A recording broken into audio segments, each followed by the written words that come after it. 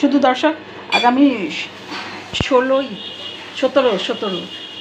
June 2024 আমাদের দেশে কোরবানি ঈদ। প্রতি ঘরেই কোরবানি হবে। সেই কোরবানি গোশত দিয়ে আপনারা সুন্দর অনেক মজার মজার কাবাব করে মুখরোচক খাবার খেতে পারেন।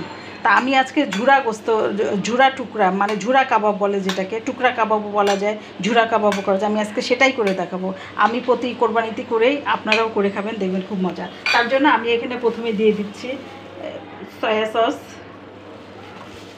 দিচ্ছি টমেটো সস, দিচ্ছি সিরকা না থাকলে আপনারা লেবুর রসও দিতে পারেন, দিচ্ছি গরম মশলার গুঁড়া,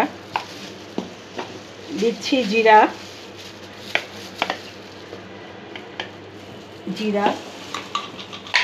ধনিয়ার গুঁড়া অর্ধেক চামচ, 1 চামচ পরিমাণ অনুযায়ী একটু মরিচের গুঁড়া দিব, একটু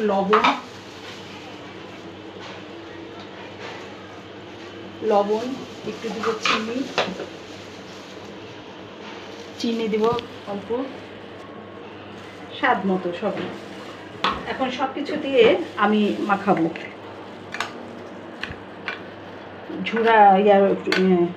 টুকরা কাবাব এটাকে বলবে। সব কিছুকে আমি মাখাবো। এদিকে চুলার জালটা জ্বালাই দিই, তেলটা গরম হোক, আমি এদিকে এটা মাখাই নিই। টুকরা কাবাব বলা যায় এবং খুবই সুস্বাদু, আপনারা খেয়ে দেখতে পারেন করে। আমি এখন তেলের মধ্যে দিয়ে দেবো।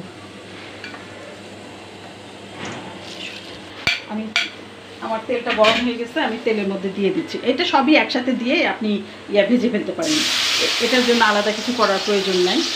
আমি এটাকে মুছে নেব, কেননা মুছে নেওয়া খুবই দরকার, কোনো কিছু অপচয় করা যাবে না। মুছে নেওয়া খুবই জরুরি। এটাকে এখন আপনারা এভাবে নেড়ে একটু ঢেকে দিতে পারেন, ঢেকে দিলে জিনিসটা ভালো হয়। আমি এটাকে নেড়ে দিলাম, এখন একটু ঢেকে রাখবো। আসবো 5 মিনিট পরে।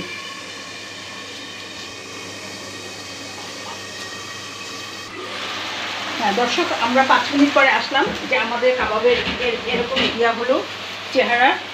এখন এটা আর কিছুক্ষণ রেখে আমরা নামিয়ে নেব। এটা অটোমেটিক সিদ্ধ হয়ে যাবে। এই ঝুরা কাবাব, টুকরা কাবাব যাই বলেন না কেন, এটা অটোমেটিক সিদ্ধ হয়ে যাবে। আর কিছুক্ষণ আমরা ঢেকে রাখবো। ঢেকে রাখার পরে তারপরে এটাকে নামিয়ে আমরা এটা সস বা সালাদ, শসা দিয়ে খেতে পারি, তারপরে রায়তা দিয়ে খেতে পারি। খুবই মুখরোচক একটা কাবাব।